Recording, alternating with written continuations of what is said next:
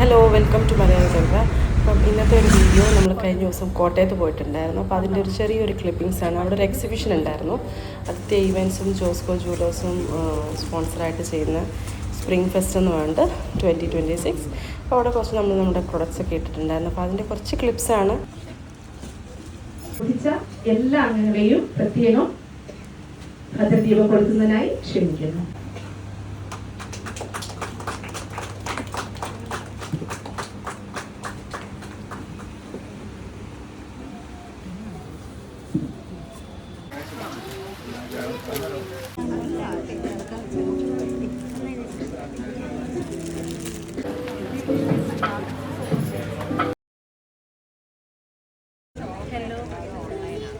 ഇങ്ങോട്ട് നോക്കി